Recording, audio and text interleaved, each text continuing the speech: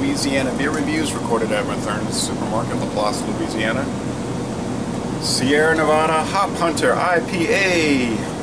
Okay. Now, this is an India Pale Ale brewed with distilled hop oil, distilled on the farm. This was packaged on February 17, 2015, so going on 2 months. We don't want to go much longer with that.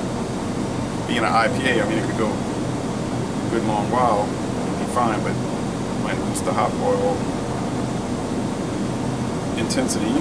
6.2% alcohol, 60 international bitterness units, so it's not super strong in alcohol and it's not super bitter. They use 2-row pale barley malt, caramel malts, and flaked oats, adjunct. The bittering hops are Bravo, and the finishing hops are Cascade, Crystal, and Simcoe. And the distilled hop oil is from Cascade, Centennial, and CTZ. Introduced in 2014, gets an outstanding score in Beer Advocates, so an A+ over there, a 98 out of 100. On Great Beer, 97 out of 100 for the style, so super high ratings. I was watching video reviews, they were all positive, but some people were saying they didn't find that it was really remarkable or that it stood out in any way. It was just another, like I call it, upper level mediocrity, you know, run-of-the-mill awesome India Pale Ale, if that makes any sense. I mean, there's so many companies making so many good beers that just have redundant excellence, which is fine. It's better than having redundant badness. Ooh, a lot of vapor here at 6:45 a.m. Take a little taste. There's the lights and the cooler coming on. Oh, thin. It would be thicker in a taller glass, of course, but in this tasting glass, or shelf glass, I mean to say, this shelf glass is a thin white head and a semi-clear golden appearance with powdered sediment throughout. Okay, so it's not highly filtered there, it's just, I guess, white or grayish white powder throughout the beer. Looks like an India Pale Ale, a little more golden than orange. Some of your IPAs are really orange. This is gold.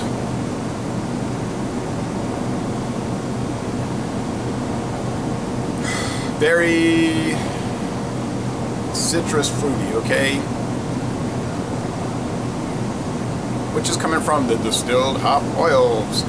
It's strong on the hop resin, which in some ways makes a person think it's fruit. Well, of course it's not fruit. It's water, barley, malt, oats, hops, and yeast. No, it doesn't smell like anything I haven't smelled before. You know, it's sort of common and not bad, just common. Let's go with the flavor.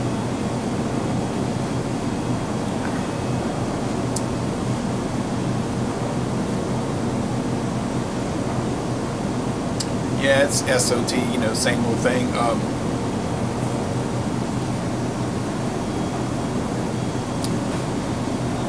Hop resin, some pine, some fruit, some white bread, medium mouthfeel. Sort of dry finish. The drinkability is very high. I mean, 6.2. I could just knock this back so easily. I complain a lot about session IPAs because I find they're too thin, they're too weak, and they're too blah. And I was commenting on beer sampling with Dave.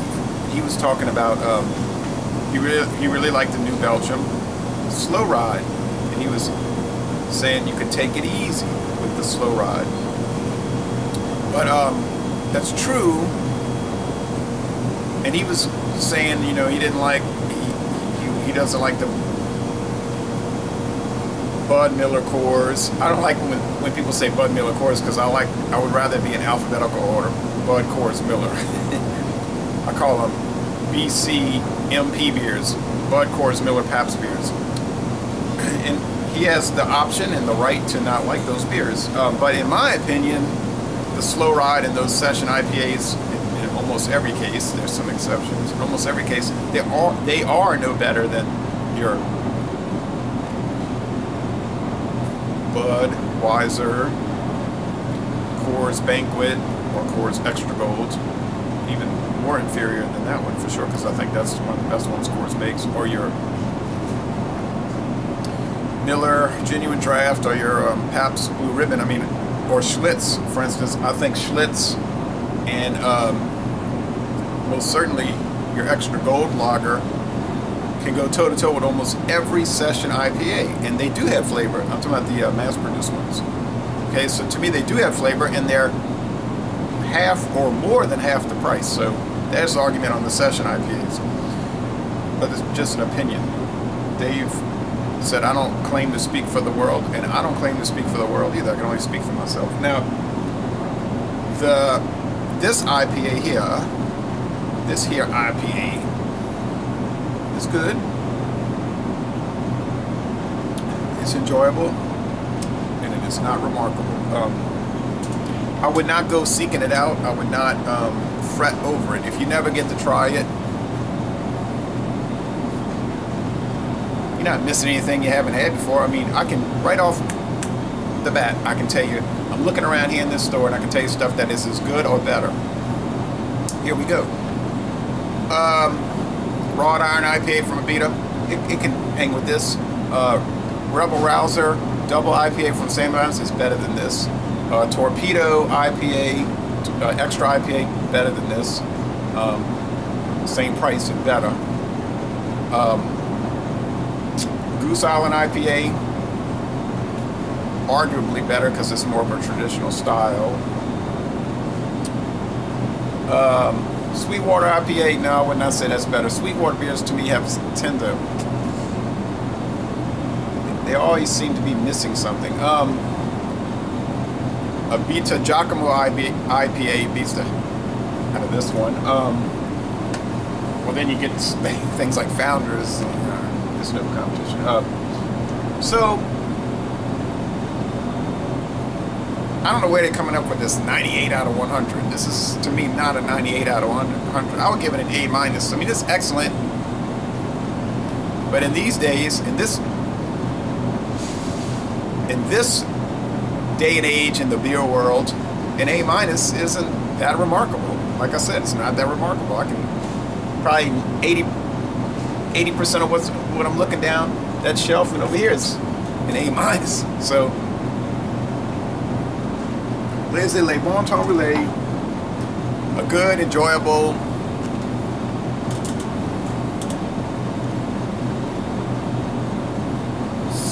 you know, it exists. All right, and there it is right there on the shelf. Here we go, Sierra Nevada IPA, and then, oh, that's Lagunitas IPA. Oh, okay. If I was Lagunitas, I'd sue them.